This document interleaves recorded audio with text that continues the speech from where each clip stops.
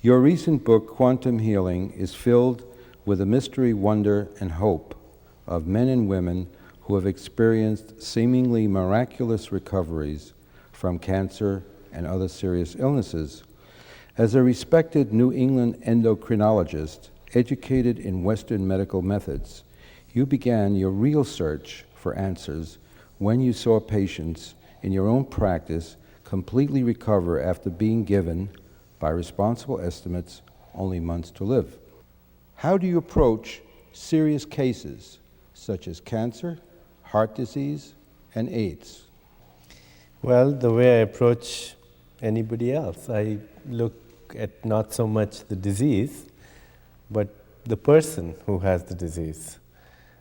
It's all right to know what the disease is. In fact, it's important to know what the disease is. Much more important to know this person who has the disease. A person is the end product of all their experiences. I would say they're the end product or metabolic end product of all their experiences. Experiences are through the five senses of sound, touch, taste, smell, sight, etc. These literally shape the texture, the rhythm, the form of our mind. And our mind ultimately projects itself as the body. We have the most exquisite pharmacy in the body that makes all kinds of drugs. Yes. Tranquilizers, antibiotics, anti-cancer drugs, yes, heart pills, antihypertensives, you name it, the body makes it. Makes it at the right time, precise dosage, for the right target organ, no side effects, it's free, and all the instructions are in the packaging. So what I do with my patients is activate and amplify their own healing response. You say miraculous recoveries from cancer. Well, really, that's yesterday's miracle. It's today's science. The fact is that all of us are miraculously recovering from cancer every day. We turn over 500 billion cells a day. A small percentage of these are mutations. So we have cancer cells in our body all the time. But the vast majority of us don't get cancer because we make the appropriate drugs inside us. These are called interleukins, interferons, etc. We make them all the time, and we are all the time recovering from cancer because we have cancer cells inside us. Amplify that a little bit, and you have a quotes-unquote miracle. That's yesterday's miracle, it's today's science. You can activate this pharmacy inside through a variety of techniques. And I use transcendental meditation, primordial sound, music therapy, aromatherapy, a form of massage therapy that activates healing substances from the skin. I use group dynamics of consciousness, use herbs to activate the pharmacy inside, understand people as psychophysiological entities, modulate their diet so that it's appropriate for their body type, restore their biological rhythms. There's a wide variety of methods. Mm-hmm. But it is true, we treat patients with heart disease, we can get them off their usual medications and restore, in fact, blood flow to the heart and even reverse it. There's published data on that. It is also true that many cancers do go spontaneously into regressions. You can amplify that. And it is also true that many people have HIV disease, the AIDS virus, but they don't have the expression of the disease. In fact, I have many patients with AIDS who are healthier than most of the people walking down the street. They haven't had a cold in 5 years. The basic premise is that we have a healing system inside us, and it can be amplified through a variety of non-pharmacological, non-materialistic approaches. That's very interesting. Did these people choose their own illness? I would say they didn't choose their own illness, they participated in their illness. There's a difference between making a choice and being totally responsible for something and participating in a process. Perhaps they participated more than others did. But all illness that we see in a society, we are all participants in it. The drug manufacturers who put carcinogens in the food, the people and politicians who allow that to happen, the consumer who uses sprays and shoots up holes in the ozone, all of us are participants. the medical profession, that knowing that these preventive measures will prevent such a lot of disease, that nevertheless allow it to happen. And of course, the person who, for whatever reasons, either because he's ignorant of the facts or because he's been indoctrinated into a certain lifestyle, participates in it too. So I would say they didn't choose it as much as they participated in it. And to the extent we can change their participation, and we can, that will have an effect on the illness. That's a good approach. What about inherited diseases? Can we change that? Can you change that? Well, let's say we can change the expression of inherited tendency. After all, a lot of people have the inherited traits for a certain, or predisposition to a certain disease, but they don't all get it. There are so many environmental factors. About 10% of all disorders are genetic, so-called genetic disorders. Even there, I think you can, by modulating a person's lifestyle, changing their diet, reducing the stress in their lives, you can alter the expression. And many people who have a strong family history of cancer, they don't all get cancer. A lot of people have strong family history of heart disease, they don't all get heart disease. So I think if there is a genetic predisposition, if you're more alert than usual, you certainly can influence the expression, no question about it. Good. Medical science has known that spontaneous remissions occur, but why and how? Medical science has known that spontaneous remissions occur, but hasn't paid too much attention to them in the past, simply because they were rare. It was said, well, it's an anomaly. It doesn't fit the usual pattern, so let's ignore it.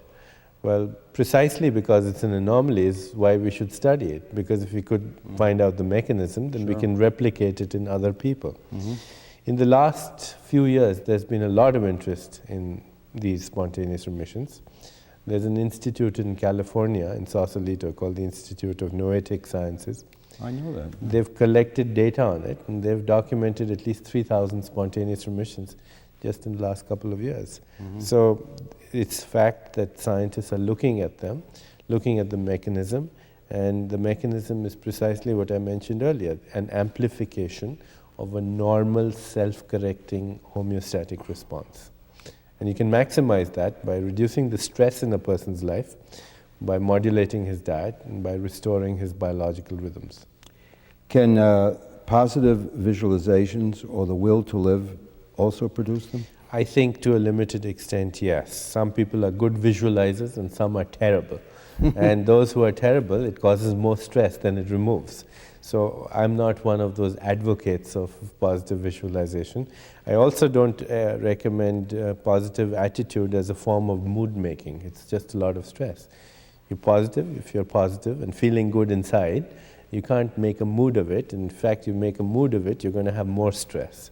So the answer is that these techniques have limited applicability. There's nothing like a fundamental mutation in consciousness, which is possible, which can alter a biological expression of disease. And I believe that that happens through meditation. I myself have been practicing transcendental meditation for 10 years, so I know that it's possible to transcend thought, to become a silent witness of the whole thinking process. And merely doing that is enough. A quiet mind is more important than a positive mind. It's enough to have a silent mind. And when the mind is silent, then the body is silent, and wonderful things happen. Inner energies wake up spontaneously and bring about miracles without our having to try to make a positive mood. That's a lot of hype, I personally think. Do you get more consistent results that way? I get much more consistent results. I wish they were more consistent. So obviously there is a lot more to learn and a lot more to do, but certainly we get a lot of results consistently. If we stop thinking of disease as a linear cause-effect thing, a disease happens because there's so many things going on in a person's life. And there are relationships, there are his diet, there's the way he lives, what time he wakes up, what kind of work he does. Human being is a composite of millions of experiences, not to mention genetic predisposition and millions of years of evolutionary time. So one takes the whole thing holistically at the level of environment, body, mind, and consciousness. I think one has a more reasonable approach. You talk in your book, Quantum Healing, about kidneys thinking and intelligence all over your body. Every cell's voice is valuable. Can you please explain that? Yeah, we've sort of tended to equate the mind with the intellect and the rational mind. Certainly that's an aspect of mind, but if we define mind or intelligence as know-how, as the ability to respond to a stimulus, or even as the ability to respond with a wide range of choices to one stimulus, or as the ability to self-correct a fault, then of course mind is everywhere. It's not localized to the nervous system. And there's been a lot of research recently that shows that in fact thoughts have chemical equivalents that are called neuropeptides, and these peptides are not confined to brain cells, they're in all the cells of our body. Right. So we have a thinking body, and it turns out it's part of the thinking universe. You returned to your native India in the mid-'80s to explore Ayurveda, humanity's most ancient healing tradition. How did you combine that knowledge with current Western medical research, neuroscience, and physics, and come up with quantum healing? Well, I already had a good background in physics and neuroscience and endocrinology, which is my field, and endocrinology is one of those fields which interfaces, mind with matter. Here are these wonderful chemicals that have energy soup on the one side and material soup on the other side, and so the endocrine system literally interfaces both mind and matter. I had that background, and when I returned to India and discovered Ayurveda, I found that in fact the knowledge in Ayurveda was already there as an experiential set of exercises that allowed you to experience both the mind and the body as aspects of your own consciousness. That in fact mind and body are inseparably one in every aspect of our physiology, in every aspect of the universe. They're two sides of the same coin. Is the basis of Ayurveda that its methods imitate nature, divorced from technology, based on wisdom? There's a difference between information, knowledge, and wisdom, and I think I'm glad you point that out. Information is sort of random and chaotic. It's still, there is some technical know-how there, but it's random and chaotic.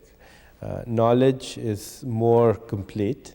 It gives us more the ability to solve a certain solution, but it ignores the total picture. Wisdom is knowledge in the context of the whole. So when you isolate a certain drug, for example, an active ingredient out of a plant, Ayurveda would say that's like taking the intelligence, the knowledge out, but leaving the wisdom behind. And when you use the whole plant, for example, then you maximize its therapeutic to toxic potential or ratio, because the so-called non-active ingredients are also bioactive in that they minimize toxicity and enhance the healing. Ayurveda looks at the human being as a microcosm of the whole universe. In fact, there's a very beautiful expression: as is the atom, so is the universe. As is the human body, so is the cosmic body. As is the human mind, so is the cosmic mind. And that the inner intelligence of the body is the ultimate and supreme genius. It mirrors the wisdom of the universe. If we could match this intelligence with the universe, then we would see that we are a balanced ecology that literally mirrors the ecology of the planet. Yeah. On the other hand, I think you've also said that doctors don't normally help nature. You might almost say that they strangle nature. Well, there's an old expression in medicine, I'm sure you've heard of it: nature cures and the doctor sends the bill. The fact is that most of the illnesses that people have, 80% of the illnesses are self-limiting. In fact, 80% of all the diseases or drugs that we use for common diseases are quotes unquote optional or marginal, which means if we didn't do a thing, wouldn't make a bit of a difference except save you some money and side effects. Sure.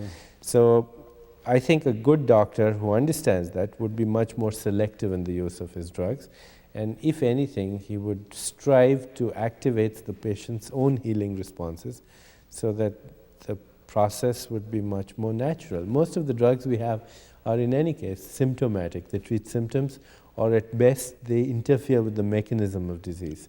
The mechanism of disease is not the cause of disease or the origin of disease. Mm-hmm. Yeah.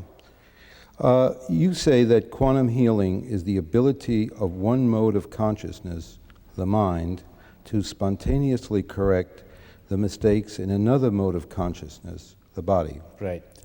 How does quantum healing really work? Well, let's define a quantum. What's a quantum? A quantum of light is a photon. It's this, according to Stephen Hawking, who's the authority on quantum physics, I guess, quantum is the smallest indivisible unit in which waves are emitted or absorbed. So a quantum of light is a photon, a quantum of electricity is an electron. These days we have quanta of gravity, they call them gravitons and so on. A quantum of the mind-body unit is an impulse of intelligence. I hesitate to call it a thought because we think of thoughts as fully verbalized expressions that have a certain elite status in our consciousness. Feelings, emotions, desires, instincts, drives, intentions, ideas, notions, concepts, likes, dislikes, prejudices, these are all quantum units of the mind-body connection. They constantly shape the rhythm and texture of both the body and the mind. Right. How does the individual cell connect with the cosmos? The individual cell is part of the cosmic body, and my body is part of the cosmic body. In fact, it's not that it has to connect. It's like asking, how does my toe connect with my foot? It's already there. Part of it. It's part of it. And there's a lot of research that shows, in fact, that the biological rhythms that we have in our system literally mirror the cosmic rhythms of our universe. For example, the circadian rhythm, the rhythm that occurs as a night and day, follows the pattern of night and day, is a result of the movement of the earth on its own axis. Now this causes the body to undergo dramatic and intense transformations in a 24-hour period. Not just the human body, but anything. You give an animal a certain dose of radiation at 6 o'clock in the morning, it may kill him.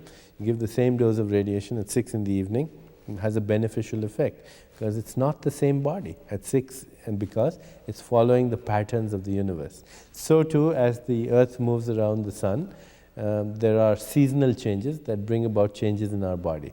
So you fall in love in spring or get depressed in winter. There's a biological effect there that's going on. The lunar month, which is a result of the gravitational effects of the sun and the moon, and the movement of the earth, moon and sun in relationship to each other, causes rhythmic changes in the body. So do the tides, because there's an ocean inside us which is the same as the primordial ocean outside us. We came from it. So the fact is that the human cell is in fact a mirror in every aspect of it. Structural, morphological, ultrastructural, physiological, biochemical. It mirrors the ecology. There's an intimate relationship that we have with the universe, and in fact it's our intellect that sort of fools us into thinking, oh, we are outsiders, and if we are scientists, then of course we are even more of the outsiders because we're totally objective and not affected by it. But we can't get outside it because we are already inside it. Concerning our innate ability to get well, how can we avoid blocking that ability? Yeah, the ability is innate and it has evolved over eons of time. If you encounter a pneumococcus, for example, and even if you haven't ever encountered one in your life, your genetic memory goes back to the first time any human being in prehistoric time encountered that pneumococcus, has that memory to evoke the precise antibody to tackle that organism. Right. If you encounter a carcinogen, and you encounter millions of them in your environment every day, your body knows the precise mechanism so as not to get hurt by that carcinogen. And what we do is we interfere with that mechanism mainly through three things: how we think, how we behave, and how we eat. We could take care of these three areas in our life: stress, biological rhythms, and nutrition, basically. Then I think we could avoid 80 to 90% of all illness. Yeah, that sounds good. How can happiness, or the inner state of bliss, help us prevent or cure disease? Well, the fact is that all human endeavor, no matter what it is there because we think it'll bring us happiness. You make money, you seek power, you seek fame, possessions, love, compliments, whatever. You do it because you think it'll make you happy. So we might say that happiness is the goal of all goals. Mm-hmm. Why not go for happiness in the first place? We have the idea that things will give us happiness. Ultimately, happiness is a result of a state of fulfillment in our nervous system. And I personally think that our happiness is our ground state. We go to objects and refer to them in order to get that experience of fulfillment. But once we learn that the only way to actually have complete power over anything in the universe is to be self-referral, not to identify with situations, circumstances, people, or things, that comes about, by the way, as a natural process of transcending, of meditation, then spontaneously we experience our inner bliss. And I think there is a distinction between happiness and bliss, and I'm glad you mentioned that. Happiness is usually for a reason. Somebody says something nice to you, or you win the lottery, or you get a new job. Bliss is without reasons. It's just the sheer joy of being alive in this universe, which has sun, moon, stars, the wind, and you and me. It's like a state of being, perhaps? It's the state of being, beyond thought, transcending, yes. Mm-hmm. How does your body type analysis explain predispositions to future diseases? Yeah, I think we all recognize that we are unique individuals. No two people react to the same stimulus the same way. Nevertheless, there are certain tendencies. We know the kind of person, for example, who says, all I have to do is look at food and I gain weight. And the other extreme who says, well, I can eat anything I want, nothing happens. Or you're in one room and there are three different people, and one feels that it's very cold and drafty, another person thinks it's in fact warm, a third person thinks it's humid.